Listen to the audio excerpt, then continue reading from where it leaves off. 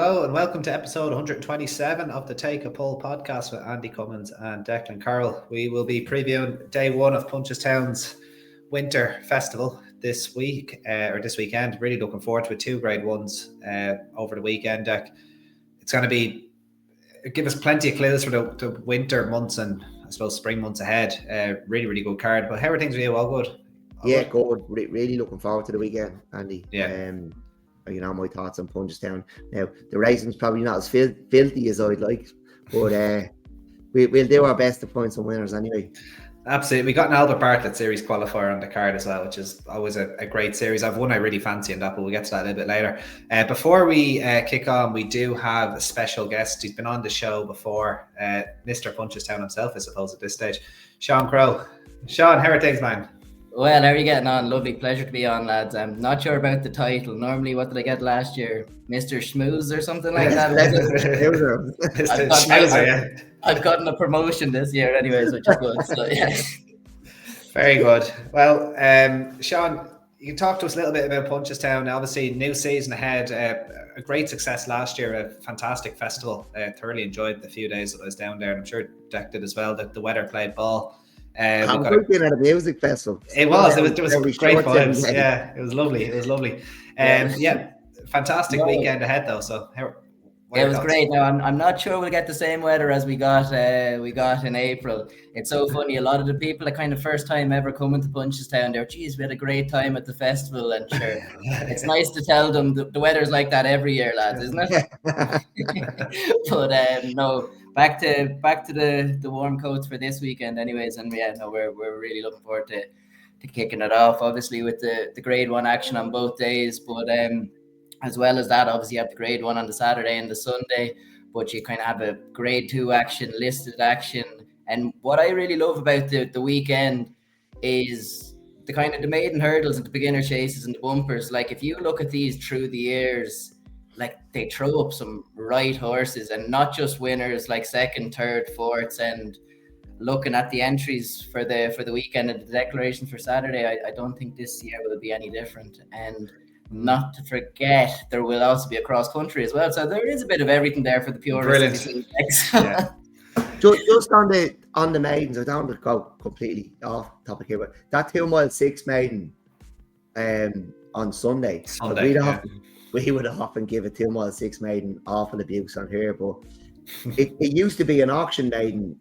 The distance was kept. I think the race was moved, but yeah, like when you looked through the horses who's won it, like, you know, Faheen, No More Heroes. What was the horse of Jesse, Sean? You should remember Oscar. Jeez, you're putting me on the time there. Oscar. Before my time, I reckon. Before my time. Did he win the Barring Bingham or whatever we call it now? Obviously second to fourth lieutenant, isn't it? I'm going back a bit. Anyway, have a look at the Roll of Honour in that race, and you're right, it still throws up nice horses. I think they had to move it because it's an auction race, but you're getting superstars turning up in it. It's not exactly what it was designed for, so it might be at Roscommon now or something. Yeah, no, like even you go through the Saturday, you obviously have the 3-year-old hurdle. That's thrown up a plenty good horse. I think 2 years ago you got Lark in the Morning out of that. I don't even need to say much about that beginner's chase as well on the Saturday. Like you're talking last year, was it Ballyburn? The year before you had Gaelic Warrior. I know the way you're thinking came second. The both of them rock up in the Durkin with chances. Obviously one as a Aintree Bowl winner and the other as a Gold Cup winner.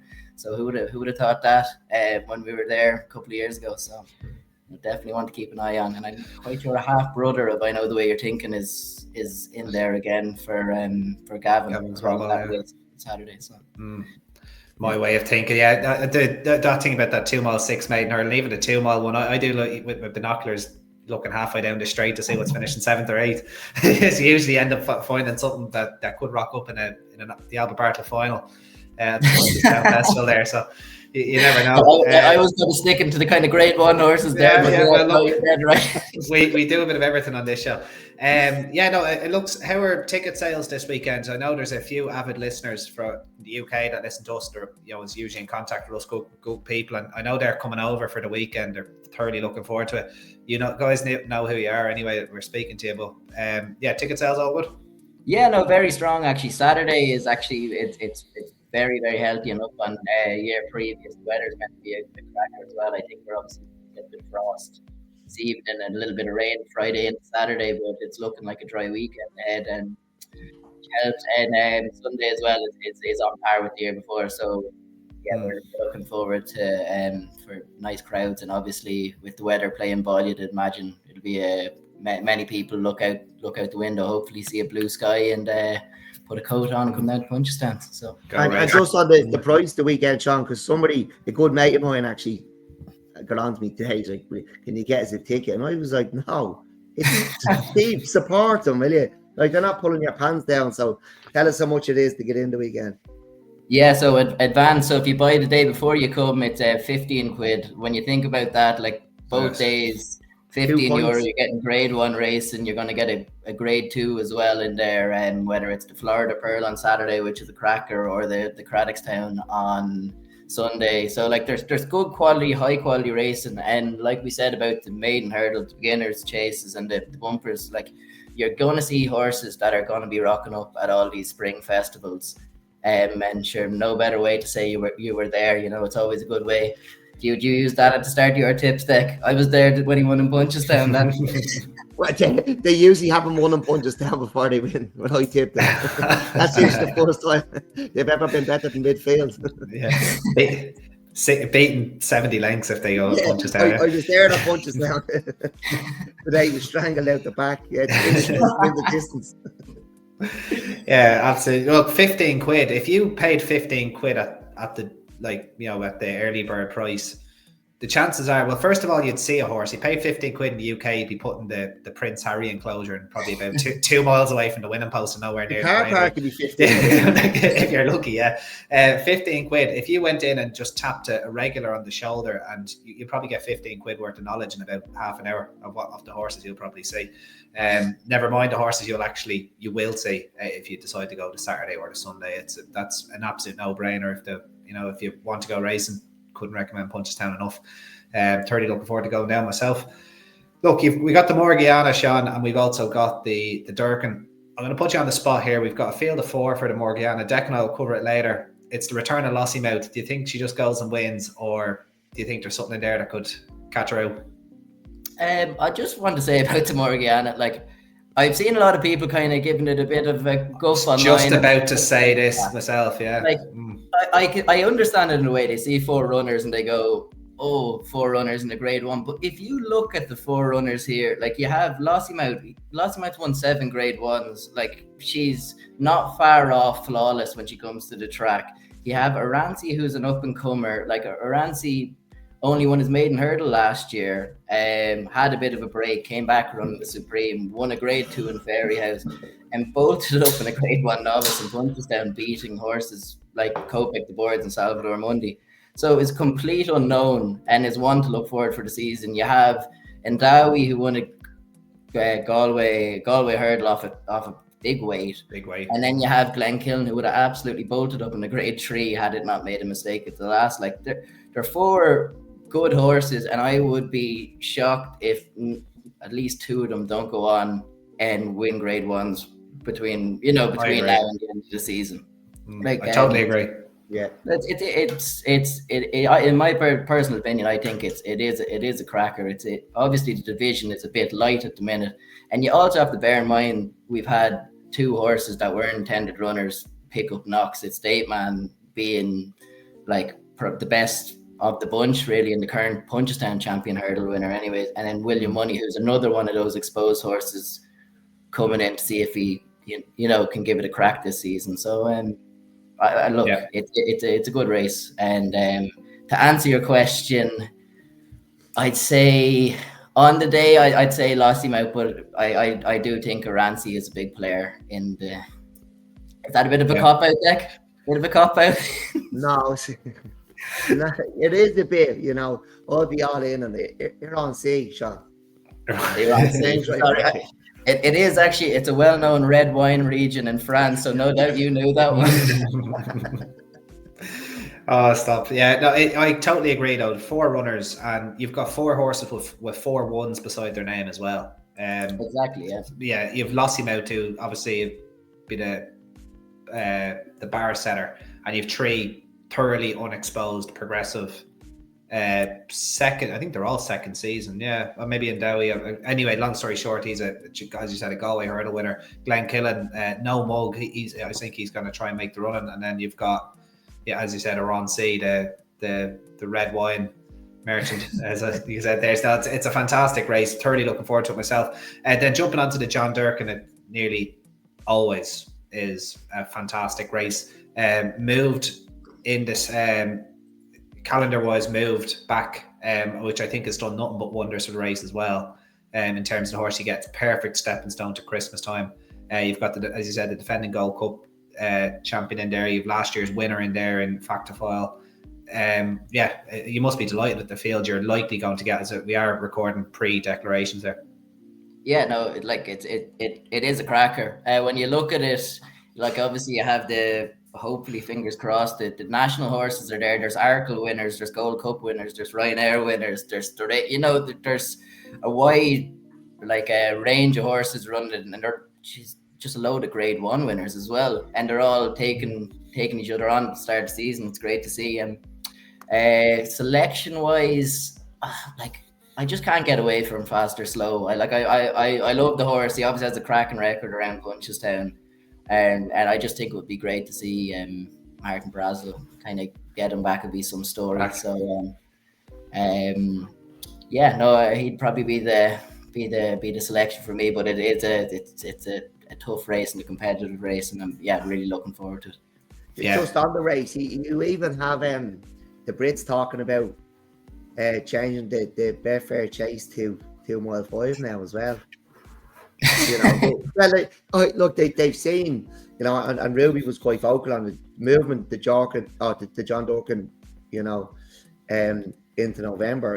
It's just what you said. It's look what it's done to the race. So that move has the Brits now talking about changing one of their races. And Sean was actually just telling me before we came on air that this weekend was his idea. All right. Okay. What did we say, Mr. Punchestown? Durkin back. Bring her back. No, it I think this is the 3rd year it's running now. But if you look back through the last 2 years, Willie's not afraid to run multiple horses in it, which is a credit to him, and a credit to obviously the race just being at a good time in the calendar, that it works for both the King George horses and then also the Christmas horses as well in Leopardstown and Limerick. So no, it's fantastic to see, and really looking forward to it. Yeah. And what has it done for Punch? What has it done? Do you think it's done much for the festival? Because I feel it has increased interest. I know a lot of people that came the first year, probably more came the second year, but do you feel people tried it out at cheap weekend racing, especially when they seen the deal you put up the first year? It was a €25 deal. You're doing this from the beginning. It's not like you made a mistake and then said he's were out to, you were thinking ahead. So do you think it has brought people back, and you're seeing more and more? Is the festival getting bigger because of it? Yeah, you'd think so. We're obviously of the opinion that get people in once, show them what we can, show them what we do, show them how close you can get to the horses, trainers, action, and then it's only a positive for us, and they'll want to come back. And like you said, we obviously had that €25 weekend ticket last year. We actually ran it again this year. It only closed last weekend. When you think about that, €25 for 2 days, top class race, and I don't know if you'd get it anywhere else, to be honest. And on that lucky ticket, your listeners will be able to receive. So there's 2 pairs up for grabs of those tickets that are no longer on the market. So which is good. Will we go down the question route, gents? Yeah, go on. Absolutely. Sure, do you want to take the question? You can. Sure. I might as well take the question. Go ahead. Obviously, on the Saturday, the Albert Bartlett Triple Crown Series kicks off again for the 3rd year. So we'll ask the listeners who won the Albert Bartlett Triple Crown Series final on the first day of the Punchestown Festival last year. So if you just comment that under the podcast on Twitter, lads, or we'll do it open to anywhere. Open Twitter, Spotify, whatever. Open anywhere. So two pairs there, and the lads will pick them out sometime tomorrow. Yeah, we'll have to go sometime tomorrow. Yeah, this will be going out tonight. So, and we'll What do you need a time, Sean? No, all good. No, good. Saturday morning. Yeah, if you comment 11. You commented 3 times on YouTube, Spotify, and Twitter. You can technically enter 3 times. So just bear that one in mind as well. But it just gives a bit more, John. Obviously, what else Punchestown has to offer. The memberships in Ireland are always great value compared to Britain. I know the Punchestown membership is brilliant value. Nice Christmas present. Great Christmas present. Christmas, and a lot of people don't realize about the membership is the reciprocal program that we have. Anyways, is every track in Ireland, every track in England, we have reciprocal days. I know, for example, like the Friday of the Cheltenham November meeting, there's also the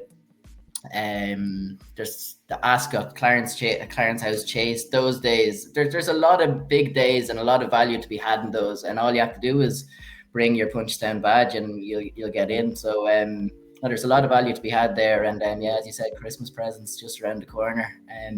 It's great. Yeah, and just on people in Britain, racing's so expensive in Britain. You probably, by buying the Punchestown membership, you'd probably save on admission at the British racecourses. 100%. If you're an avid race goer, you have the luxury of going to all those meetings in the UK. There's a list of it on the Punchestown website of all the reciprocals. As well as all the Irish ones. I know there's Stephen's Day in Leopardstown, there's a race day at the Ferry House April meeting, there's Oaks Day in the Curragh.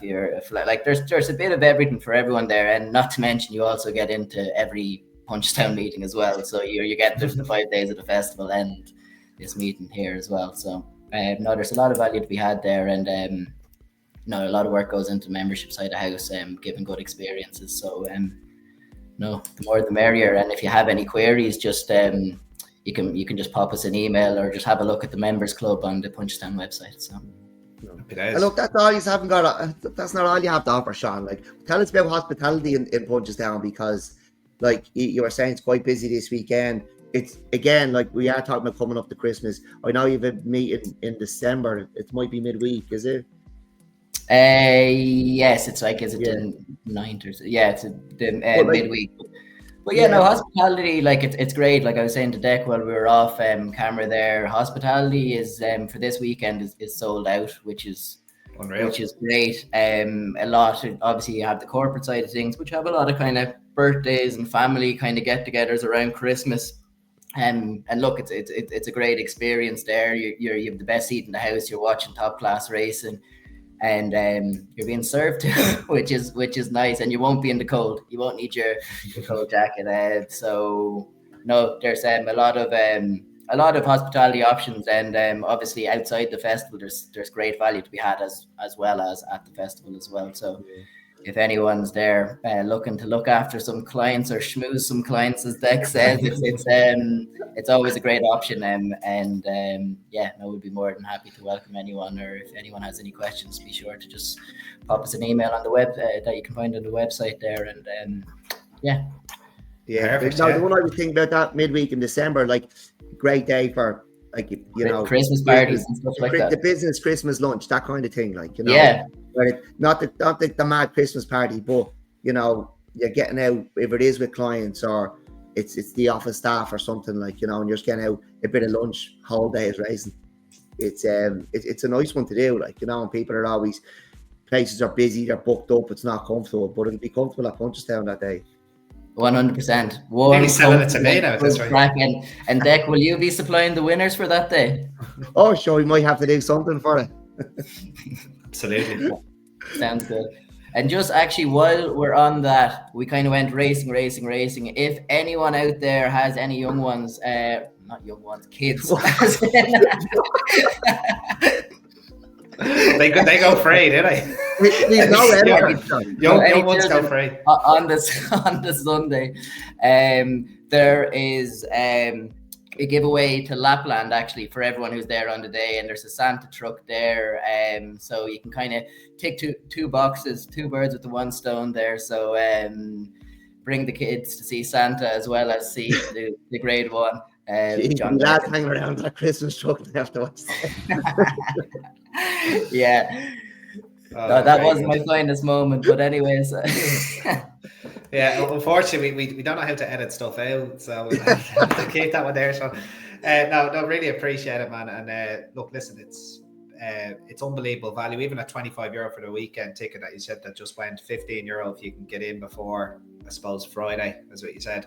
And you're still able to keep the heating on for the people upstairs as well, which is even better. So it just shows you how it's nice and cheap, and you see world-class racehorses, world-class race goers at a world-class race course. So it's not cheap, Andy. It's exceptional value. It's exceptional value. There you go. Nothing cheap about it. Absolutely. Any closing comments, Sean, or are we happy enough for? No, I'm delighted. I'm just surprised we made it this far, 20 minutes without Deck bringing up his tent, which that's was actually surprising. Will you be signing autographs in it this year? Yeah, well, look, I'm just going to keep calling it the concept tent till eventually, if you do find a sponsor for it, might be Heineken, people will still call it the concept tent. Now you get in there first. It's like Lansdowne Road, you know. You could claim it, just stick TAP on it. It's like the Hennessy. Now we just keep calling the race the Hennessy. Yeah, bring a few signs in the pocket. We just stick them up with blue tack on the windows. There's a lot of stickers for the poles. Be like those Stadium Arcadium Red Hot Chili Pepper stickers you saw for years after that album came out on random lampposts. Oh, very good. Sean, look, we really appreciate your time and coming on with us, and your support to us. We really appreciate it, giving our listeners the opportunity to get free tickets and attend racing. And you don't just do it for this winter, you do it for the spring as well. I wish you every bit of success this weekend and towards Christmas and into 2026. I'm sure you'll be on with us again soon. But no, really appreciate it, man. Perfect. Really appreciate it, lads, and best of luck picking out those winners. Looking forward to listening to it. Good. We'll do our best. Thanks, pal. Thanks, Matt. Very good. Always good to speak to Sean. And yeah, really looking forward to this weekend. Right, Deck, we've got a few races here on Saturday to roll through, and it's a pretty good card. And as what Sean said, really good maiden hurdle, beginner chases, good graded races as well. So let's get straight into it. First race is the total event rental 3-year-old maiden hurdle over 2 miles. Again, a race that's been won by good horses in the past. Similar to Navan last week, though, Deck, we don't have a whole lot to go on. I suppose the most interesting runner in this race, in my opinion, was probably Quinta de Logo, because this is, to my knowledge, this is the first example of an Academy hurdle winner rocking up in a maiden hurdle, and I think it could be a system that maybe goes unnoticed for a little while. I highly doubt it will, but I would expect this filly to be favourite. She did it pretty well on debut. Filly gelding. I expect this gelding to be favourite. He did pretty well on debut. What do you think, Deck, of his chances or strength that could give him a problem? Yeah, well, look, it'd be interesting to see what everyone has to say after this, because this was, one of the things a lot of people are giving out about these Academy hurdles is you can go in and you've won a race and you can go and run in a maiden, and look, he has the edge, doesn't he? Like he's already won a race, and he was the first Academy hurdle he won at Cork. We don't have to go on that day, but we certainly do now. The 5th horse that day was the Max Mullen's trained horse, went off favourite at Punchestown last week, bumped into a really, really nice one. Gordon Elliott, Rob Corr filly from the family of MVLN. I can't remember her name now. Yeah, the dam is a half sister to MVLN, I think. But he looks a right one now. But you'd expect Quinta de Lago to win this with, winning experience. The only other one, like Good Thoughts, fell 3 out at Fairley House. Was probably beaten at the time as well. But now Quinta de Lago. I actually did a job in Quinta de Lago one time, Andy. Really? Yeah, it did. Is we have time for another story? That's the big question. Well, it's Quinta de Lago. I think it's in Portugal.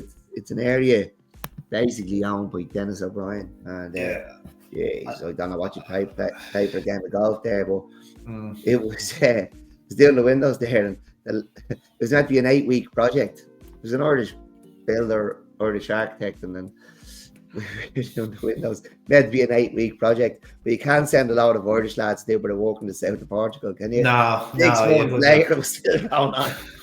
Nowhere near finished. So I wouldn't imagine they nice. were triple glazed either, were they? Like with that warm weather. So No. But well, look, they'd keep the heat out as well. It works the same way. So yeah, it's only down the road from Villamora. Nice place. Okay. Went into the Quinta Lago Hotel, 2 Heinekens, 2 soups, about 100 quid. But I don't know what the game of golf is there, but I believe it's nice and expensive. Very good. Quinta Lago for I think it's for both. Yeah, I think it's for both of us. Ole in there as well for Gavin Cromwell, an interesting runner, aptly named after the weekend we had. Yeah. First time up there, third in a hurdle race in France, ran quite well. Probably one that could, definitely run well on domestic debut. I was just trying to see where the other horse actually, like, I love France, isn't it? The winner of that race in France went and won a chase on its next start and then went back hurdling. But anyway, they just train horses differently over there, don't they?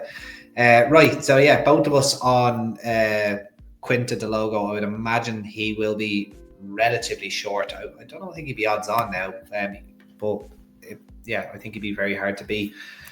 The Septon Steel Maiden Hurdle is next, 2 mile 3 here. Strong looking race. It usually is always going to be. Santo Suspar, interesting runner there for Gordon Elliott and Rob Corr. I think this is actually going to work out a nice race that he was fourth in. The race was won by a horse called Sageborough of Paul Nolan's, completely unfancy 20-1 shot, second string for Paul Nolan that day, and won a maiden hurdle on his first ever run, no prior experience in bumpers or points. Lucas Tipple was second, and I'm convinced, I know he's probably turned into a bit of a serial loser now, but I don't think they wanted to know on last weekend at Navan. There's definitely a race in him. I would imagine he's going to improve immensely. Whether he's good enough to take a Punchestown Maiden now is another question there, because this is going to be quite a deep field. But did anything else take your eye here?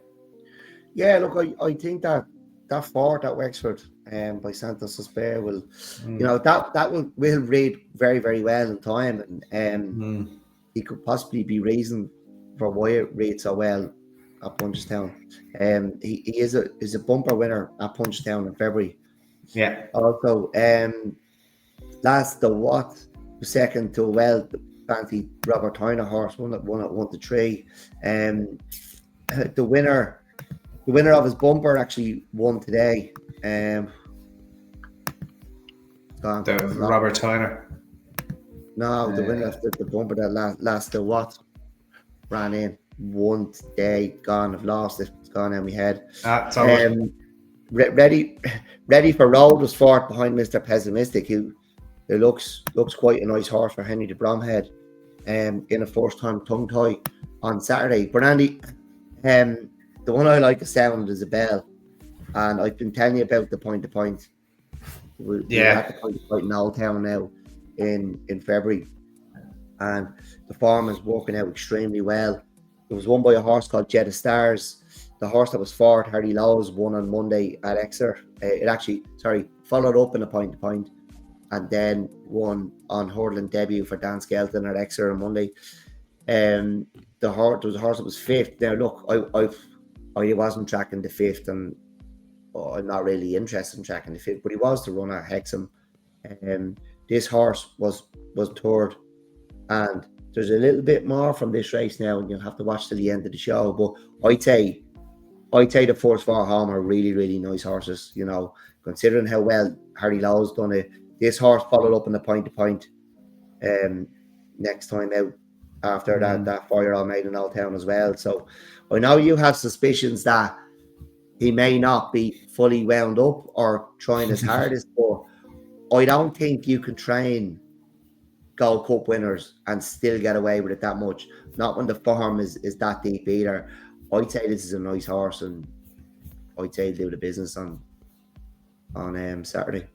Yeah, sound as well. Definitely an interesting runner, and we'll get to the other one at the nugget at the end of the podcast for sure. I'm going to take a chance on Santos Esper. Like I'm usually one to crab Wexford at any chance I get, but I do think that was actually a really good maiden hurdle for the track that he ran in, and yeah, I'm convinced Lucas Tipple has a pot in him. Le Moulin Rouge was relatively weak in the betting that day. I think he'd be up to winning a novice hurdle this year, possibly even a maiden hurdle. But I do think the winner, Sageborough, like if you watch that race back, I think they were thinking of another day for him. I think he was just out to have a day out, and he just picked up Lucas Tipple after the last and went away from him. And it's not a long run in at Wexford either, but he put a good 2-3 lengths between them. I'd say he's a very nice horse indeed. I'm really interested to see where he ends up. So I'll take a chance on Santos Esper.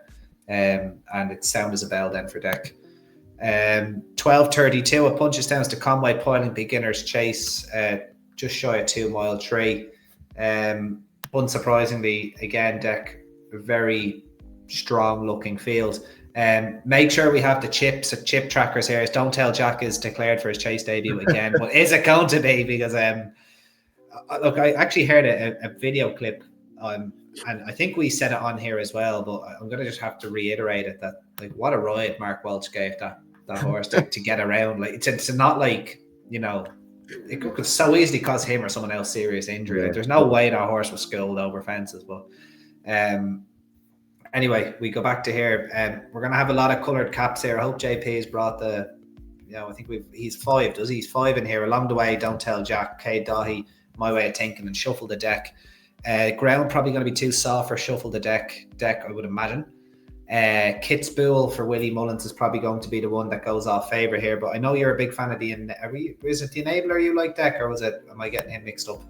I think you get me mixed up. Probably get mixed up with my Jig and Sound horses there, but what do you like? I think it's the Jacob's Ladder you're thinking of. That's exactly the one I'm thinking of, yeah. Look, this race is nearly, it's too deep but not enough to go on to really form an opinion. But like Kitzbühel beating 3/4 of a length in the grade 2 with Sandown, only a 5-year-old still, rated 153 over hurdles. Like that's the obvious choice, and I'd imagine, you know, the betting won't miss that either.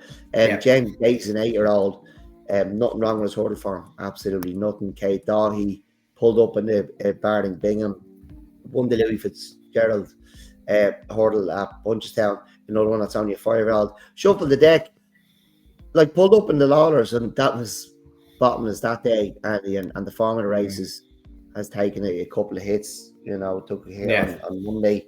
But there's nothing wrong with his form either side of that race. Absolutely none. Skylord beating 33 lengths in the Supreme, was beating 3 lengths by Salvador Monday in the Moscow Flyer. But look, it's too deep, and we're not enough. We don't have any of them jump, but like Kitzbühel as a 5-year-old, right, 153 over hurdles. Right, 153 over hurdles. He does look the obvious one. Yeah, he does. You'd wonder if fences will settle him as well. I think, like, I know Willie Mullins was going after the Trainers' Championship in the UK last year, but and you don't usually see him make mistakes about placing his horses, but this horse going to the Liverpool hurdle was baffling, in my opinion. Like, he's clearly not a slow horse. Like, he beat, obviously, Break My Soul at Gowran before going right up in trip. I think this trip is going to be more his bag. I wouldn't even be surprised to see him back at 2 miles at some stage this year as well. I don't think there'll be any issue to him. I think this race Gaelic Warrior may have won, possibly. I can't remember. Exactly. So I think they're going to try and go out and make the run-in with Kitzbühel. Hud stays off, which is another interesting one as well. Like, I can't see him not being keen. It's just whether, you know, something could pick him up in the last, 100 yards. He is one that could, like, it's just whether something can get him off the bridle, I suppose. There is horses talented enough to get him off the bridle. It's just whether they stay close enough to him. I'd say this could be, I could see him 8 or 10 in front, halfway down the back straight, kind of similar to what Gaelic Warriors was doing. It's a lofty enough rating, isn't it, for the 5-year-old? Like, it's very, it's lofty. Still be a novice, you know. Yeah, absolutely. Absolutely, yeah. It'd be interesting. The runs of Kate Dahi and Shuffle the Deck, who put in a few howlers as well as some really good performances last year. They're kind of hard to judge, aren't they? So, the Busy Phil won't be busy at all, I wouldn't imagine. And then you've got James's Gate and Gold in the Mountains. They're two horses borderline impossible to assess, I think. James's Gate, as you said, lovely season last year. Gold in the Mountains. I thought he was actually fatally injured at Leopardstown. That he took an absolute perler on Stephen. I think it was Stevens's day. Great to see him back, but he's only ever had one start over hurdles and 4 bumper starts. Goes straight into chasing now straight away. Very interesting to see how he gets on. Hopefully a nice clear round, good education for him. But I think Kitzbühel probably the one is going to go and win this race. I'll be watching Don't Tell Jack pretty closely, as you imagine, but this is a much stronger race than what I tipped him up for the last day when he decided to not run and be a different horse. Last time he said that, though, Deck, we got burnt in the Mare's Maiden Hurdle at Navan, so hopefully don't get burnt here as well. He'll be a big price, I'd imagine. The 105 is the Boodles Florida Pearl Novices Chase. A much better race than last year when it was a trio of Jigginstown horses. But this is definitely a good deal better. We're betting on this at the moment. Rocky's Diamond trading around 11 to 8 towards the bottom there. Interesting bit of placing, to say the least, when he was second to Blizzard of Oz at Wexford last time out, but it wasn't a bad run. He has a rating of 150. We'll see how he goes, I suppose. We've got Oscar's brother. I know you're a big fan of him, Deck. Grensgard, Artois, Nürburgring, Cocktail Divan, second to Romeo Coolio in a borderline bumper up Down Royal. And then we've Boss of the Brownies, who made a really nice chase and debut in obviously a much lower grade, but worth taking a shot here. He looks like a nice chaser going forward for Mouse Morris and his team. Deck, who do you like out of these 6? Yeah, look, I think there's 2 potential Irish national winners in here, Andy, and that would be Oscar's brother and Boss of the Brownies. Look, absolutely nothing wrong with Boss of the Brownies chase debut, and that's what I'd be thinking where he could end up anyway. And the same with Oscar's brother. Like, and I'm a big fan. Since that listed win at Cork, which you've given out about multiple times. Beating Pagan, that one, was it? It doesn't matter, he won it. Look, he was beat ahead in a lucrative handicap over 3 miles at Navan. He was behind Western Fold in a beginner's chase. He was second to Mossy Fen Park when nothing went right from that day. In that chase, and then he's gone and won at Galway. Look, he could take this, but I would be a little bit disappointed if Rocky's Diamond was beaten. Yeah, he hung the last day. His chasing debut was, practically flawless.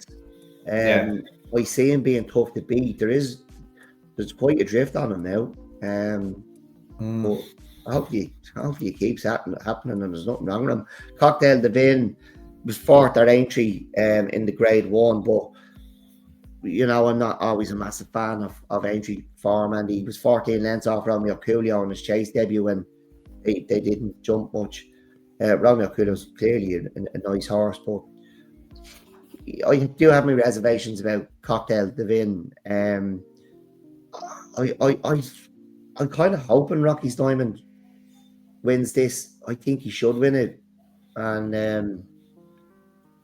I don't have a massive opinion on it. And I don't want to say too much to kind of influence people to bet, because I don't think it's a race I'd be getting heavily involved in. And I know you did send me a text that mentioned Cocktail Divin that I never got around to reading the other day, so I'll pass it over to you. No, it's just more so the form of. I was basically talking in regards to Rushmount, who was eye-catching to say the least today at Thurles. I just thought that Rushmount's form was actually working out quite decently. His chasing debut behind Western Fold and Oscar's brother. There was obviously a good race at Tipperary on the 8th of May. And then his run behind Romeo Coolio, where he wasn't overly busy either. And then today, like really, really eye-popping. So he's one that might pop up at either a Christmas handicap or the New Year. We'll see where he goes. And that was kind of what I was talking about, Cocktail Divan. Like, he could really make that form pop if he goes and wins this. It's a winnable grade 2. I don't think he jumped well enough to be backing him on Saturday, but he's not without a chance. He's clearly talented. They really like him. He's only 5 as well, like Rocky's Diamond, and obviously like Rocky's Diamond at Nürburgring as well. Who, but God knows what they're trying with him, up to 3 miles now. I'd be kind of with you, Deck. Like, all being equal, if Rocky's Diamond, if he has a safe round, and he's had 2 starts this season, he should be as fit as a flea. It is kind of hard to see him getting beaten, but at the same time, like, I thought he had a harder race than needed, like at Wexford. It would just give me slight reservations the way he kind of went about his business at Wexford. But if he, all being equal, I think he will win this. But I'd be happy to kind of let him win at 11-8, similar to yourself. What are we talking, 3 weeks ago since then? Yeah, I think 3.5 weeks. He should be fine. It's just Monday, wasn't it? Yeah, it was the bank holiday, October bank holiday. Yeah, same card as that the race I was talking about, the Maiden Hurdle at Wexford. But I think I'll just let him win at this price. I'm the same. But I'd be keeping Oscar's brother and boss of the Brownies on side, and you'd like to see lining up in the Irish National. I know Oscar's brother 7, boss of Brownies 6. It could be Oscar's brother's opportunity to not that big, this year. Sure, 100%. The Ryan's Clean and Handicap Chase, the next race at 140 over 2 mile and 5. This is an ultra competitive handicap with 8 runners. You could basically give all 8 of them a chance, really. Well, at least 7 of them anyway. High class hero heading the weights. I think he's probably one for decent ground, isn't he? Shannon Royale nowadays. He wants fog, does he? If heavy's on the description, he's a different horse. Right, okay. Oh, so maybe it's the other way around, is it? Yeah, sorry, he can't go on good ground. Yeah, that was it. Right, he would have a chance, but I think probably Paddy Power Chase is what they'd be looking at there with him. Shannon Royale, an interesting one, second time up for Ian Donoghue. It's his first start for him over fences, I believe. I could imagine Waterford Whispers being pretty popular off 130. I'm nearly at the stage now where I've kind of soured on him. Probably not good for the bank account, but that's just my opinion right now. Deck, who do you like? I hate when they're all off, Andy. It's so hard. Yeah, look, high class here. I'm a big fan of his, but he needs heavy in the description, and he's a different horse when it is in the description. And look, I'm really shocked. There's 4 I like, Andy, and there's only 8 runners. I know. There's 4 I like, and look, I'll talk about the 4 of them, but I'm not fully decided yet. I'm a massive fan of high class here. I think he's a high class horse when there's heavy in the description. I know he's top weight. If it is heavy, he's not going to be far away. It's Shannon Royale's second run for Ian Donoghue, and it's his first over fences. He's in first time cheek piece as well. He actually beat High Class Hero at Punchestown in a beginner's chase off levels, but it was yielding ground that day. Now he gets £13 from him. Like, you would think he'd absolutely wallop him on Saturday, but with heavy in the description, I just don't know. Even with having to carry £13 more on him, I can't quite make up my mind. I was a big fan of Shannon Royale last year, particularly when he ran into the Estes. I had a decent bet on him, and I think Connections had a decent bet on him as well, because there was a big punt on him, and he might have gone off favourite and kind of knew early doors. It just wasn't happening. Look, we've seen Ian sweeten up Dunboyne, who ran a cracker again last week in the Tri-Town to finish third.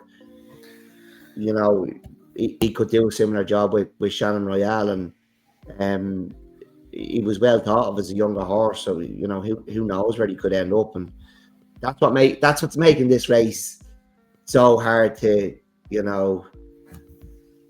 analyze. Like, because High Class Hero is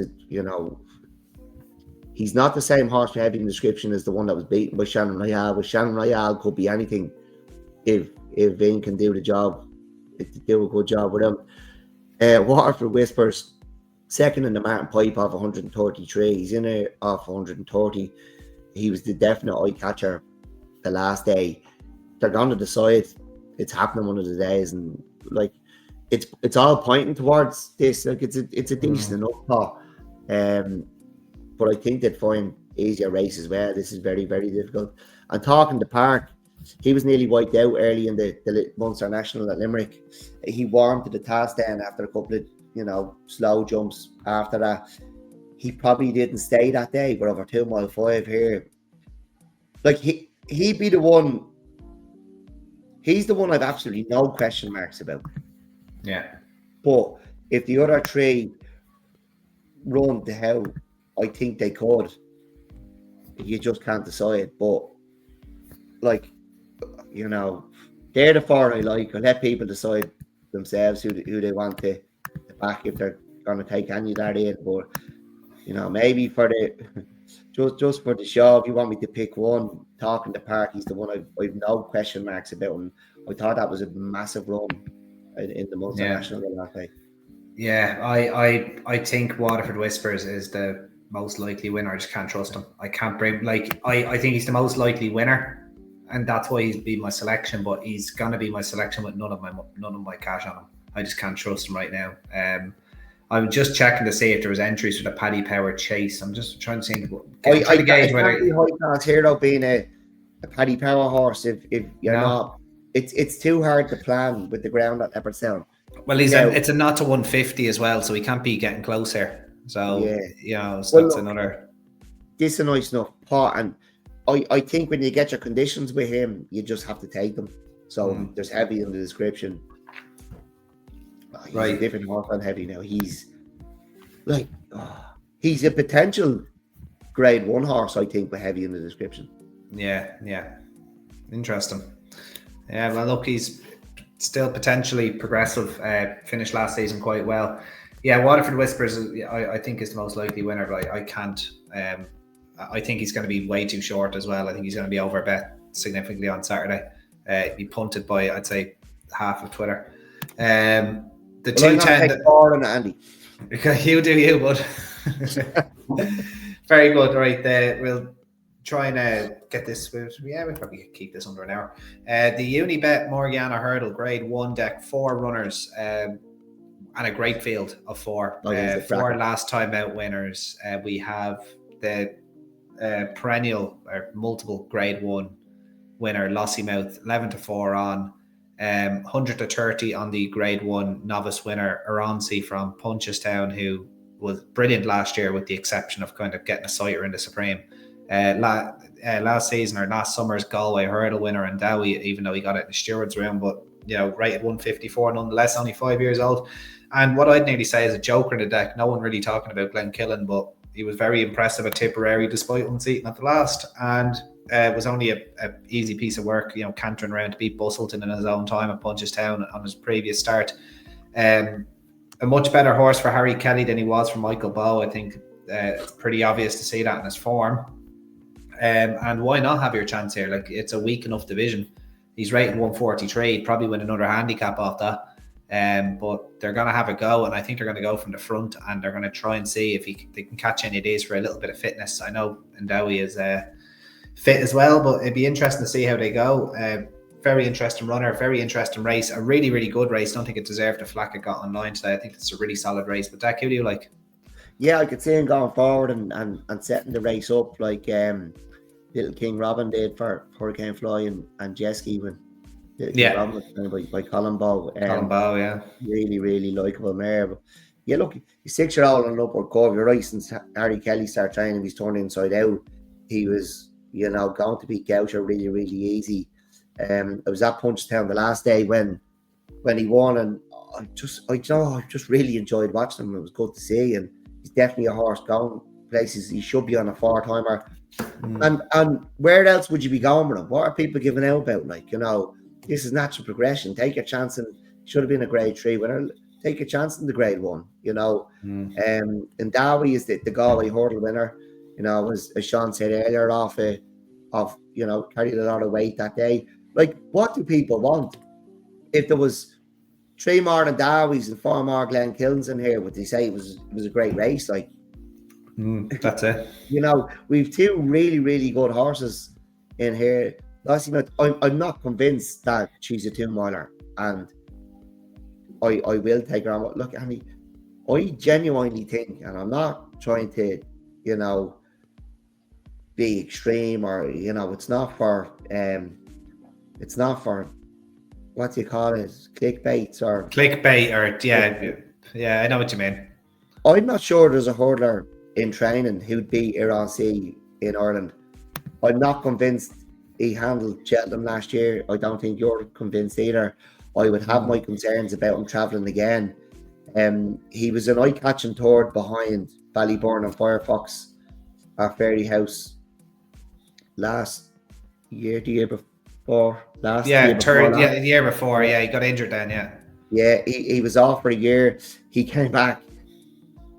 He just ran away from Will the Wise at Punchestown. I think it was last October or last November. Like he was so impressive.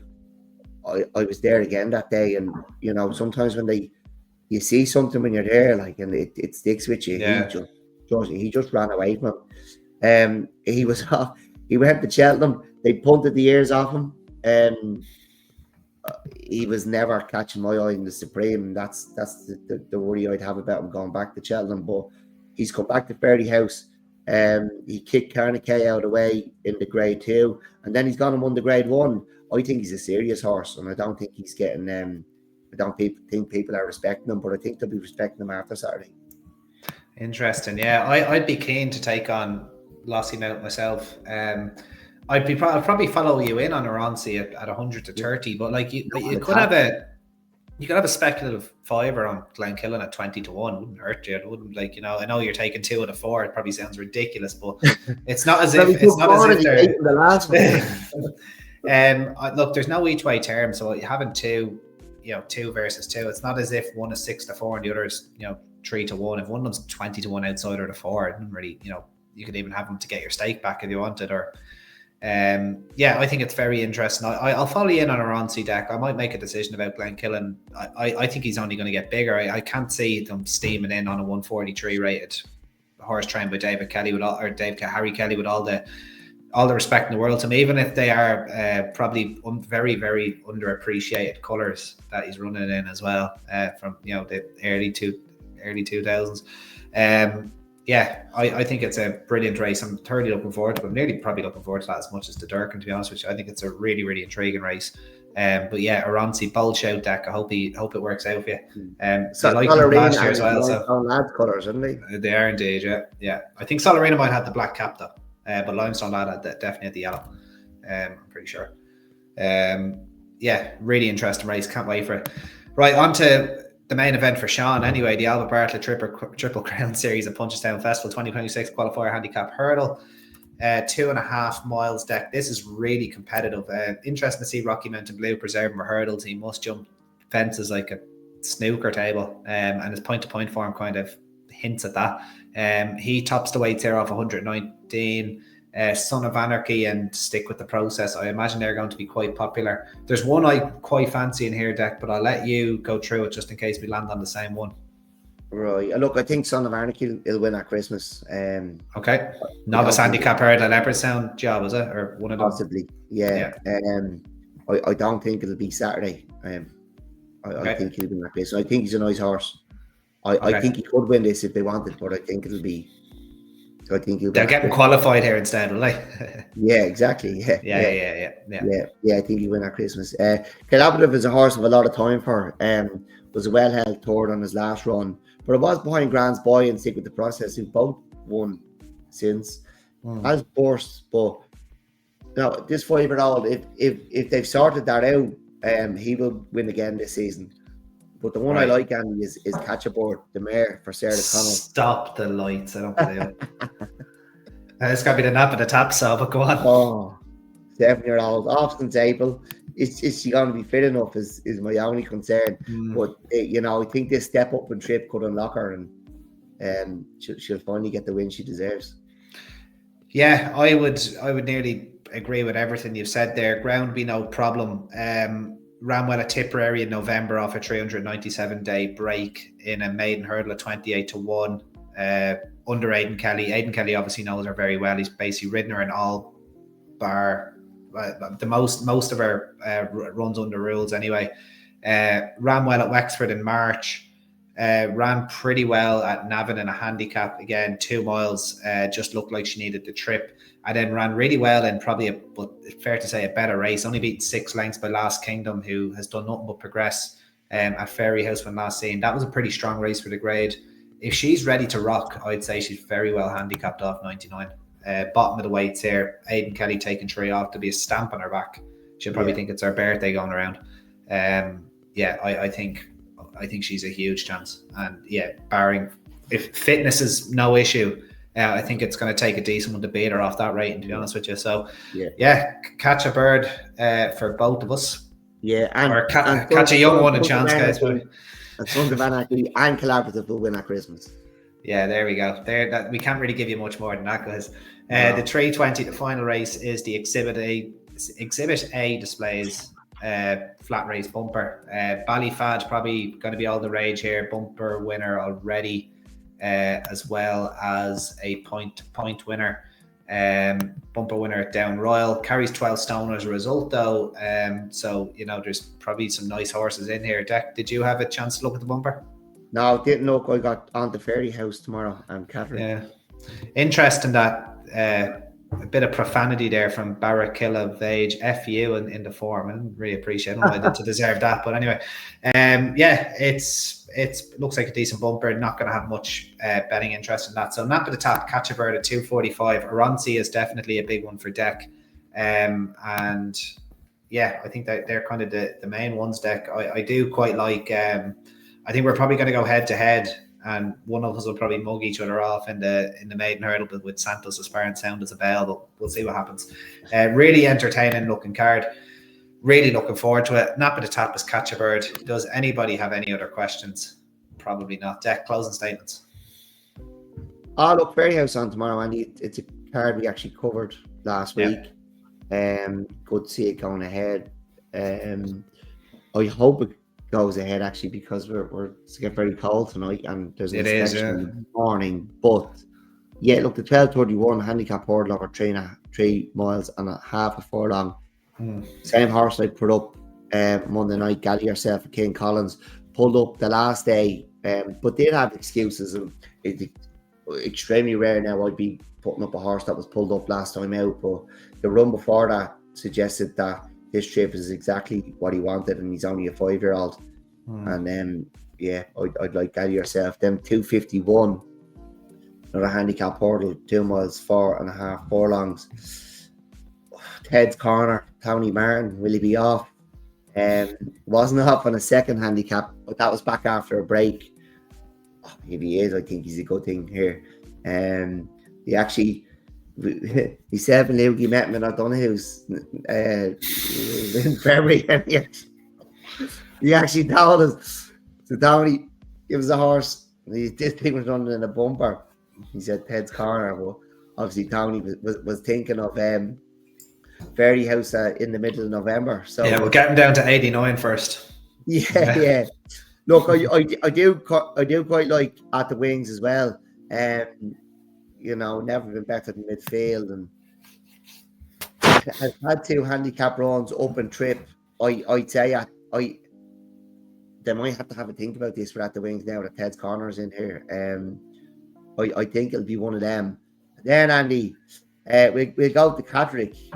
Here we go. Yeah, the nugget. Here's the nugget. We'll go to Catterick, and it's not a Jamie Snowden horse I'm putting up. I think he's top trainer at Catterick. But it's a Mickey Bowen horse. It's a 335. It's a bumper over 1 345, I think. 345, is it? Yeah. 1 mile, 7.5 furlongs. Nimbe. We spoke about that point-to-point 4-year-old maiden in Old Town back in February earlier on the show. The horse who was second in the Nimbe also followed up in the point-to-point and runs in the bumper here. It's a point-to-point worth following. I'm surprised there hasn't been. People got giddy about 5 to 2, like it just goes to show you, people were talking about Hardy Lowe's. Nobody has asked where the winner is, Jet Stars. Mental. Nobody has talked up. Sorry, nobody's talked up Sound Isabella and the second Nimba. Like I'd say, get on these while we're getting value, because after this weekend, everyone will be talking about this. Yeah, it looks like a strong race, right? Yeah. You were right, Dak. I was actually looking at the Ascot bumper. It is 3:35. My bad. Yeah, 3:35. But just don't forget, you heard it here first. That's it. 100%. There you go. Point to point. Albert Bartlett qualifiers, grade ones, low grade handicaps. We do it all here on Tap. But that's all we've got time for until tomorrow, where TAP128 is Punchestown Day 2, including the John Durkin. Really looking forward to that. Nap at the Tap, as I said, catch a bird in the Albert Bartlett qualifier at 2:45 on Saturday. But until then, guys, keep an eye out for a competition. Comment the winner of last year's Albert Bartlett final series qualifier, or Albert Bartlett series final at the Punchestown Festival. You could win yourself a set of Punchestown tickets for this weekend. But until next time, guys, keep liking, sharing, subscribing. All the best, and bye-bye.